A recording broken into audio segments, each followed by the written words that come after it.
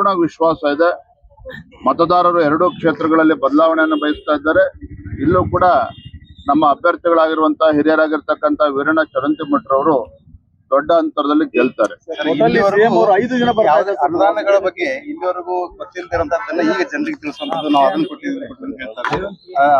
ಸಮುದಾಯ ಭವನಗಳಿಗೆ ಕೊಟ್ಟಿದ್ದೀವಿ ಅಂತ ಸಿಎಂ ಅವರು ಹೇಳ್ತಿದ್ದಾರೆ. ಹಿಂದೆ ಬಿಜೆಪಿ ಸರ್ಕಾರ ಕೊಟ್ಟಿರುವ ಕಾರ್ಯಕ್ರಮಗಳು ಇವತ್ತು ಕೂಡ ಗುದ್ಲಿ ಪೂಜೆ ಆಗ್ತಾ ಇರುವಂತದ್ದು. ಯಾವುದೇ ರೀತಿ ಅಭಿವೃದ್ಧಿಗೆ ಹಣವನ್ನಾರು ಕೊಟ್ಟಿಲ್ಲ ಅಂದೆ.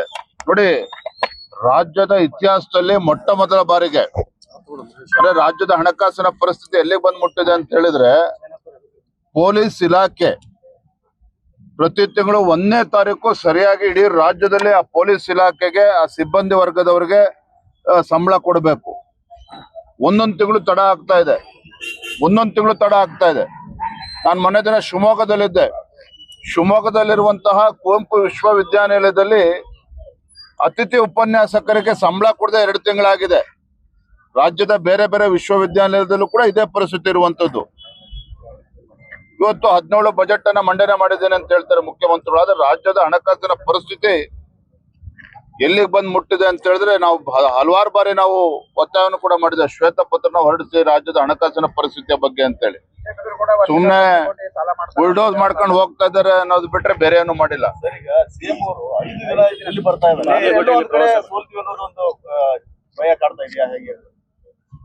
ಮುಖ್ಯಮಂತ್ರಿಗಳು 5 ದಿನ ಬಂದು ಇಲ್ಲೇ ಬಾಗಲಕೋಟೆನಲ್ಲಿ ವಾಸ್ತವ್ಯ ಹೂಡ್ತಾರೆ ಅಂತ ಹೇಳಿದ್ರೆ, ಅವ್ರಿಗೆ ಎಲ್ಲೋ ಒಂದ್ ಕಡೆ ಮುನ್ಸೂಚನೆ ಈಗಾಗಲೇ ಇಂಟೆಲಿಜೆನ್ಸ್ ರಿಪೋರ್ಟ್ ಕೂಡ ಸಿಕ್ಕಿದೆ.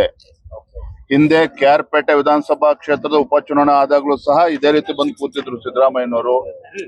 ಅಲ್ಲಿ ಮತದಾರರು ಅವ್ರನ್ನ ಧಿಕ್ಕರಿಸಿದ್ರು, ಕಾಂಗ್ರೆಸ್ ಪಕ್ಷವನ್ನ. ಶಿರಾ ಕ್ಷೇತ್ರದ ಉಪಚುನಾವಣೆ ಸಂದರ್ಭದಲ್ಲೂ ಕೂಡ ಇದೇ ಸಿದ್ದರಾಮಯ್ಯನವರು ಅವತ್ತು ವಿರೋಧ ಪಕ್ಷದ ನಾಯಕರು ಅಲ್ಲಿ ಶಿರಾದಲ್ಲಿ ಬಂದು ಕೂತಿದ್ರು. ಅಲ್ಲೂ ಕೂಡ ಅಹಿಂದ ಮತಗಳಿದ್ರು ಕೂಡ ಅವ್ರಿಗೆ ಆಶೀರ್ವಾದ ಮಾಡ್ಲಿಲ್ಲ.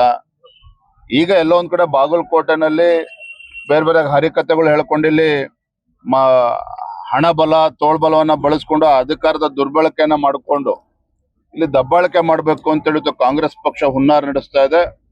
ಆದರೆ ಬಾಗಲಕೋಟೆಯ ಪ್ರಜ್ಞಾವಂತ ಮತದಾರರು ಈಗಾಗಲೇ ನಿರ್ಧಾರ ಮಾಡಿದ್ದಾರೆ, ಭಾರತೀಯ ಜನತಾ ಪಾರ್ಟಿಗೆ ಆಶೀರ್ವಾದನ ಮಾಡ್ತಾರೆ. ನಮ್ಮ ವೀರಣ್ಣ ಚರಂತಿಮಠ ಅವರು ಗೆಲ್ತಾರೆ, ಯಾವುದೇ ಅನುಮಾನಗಳು.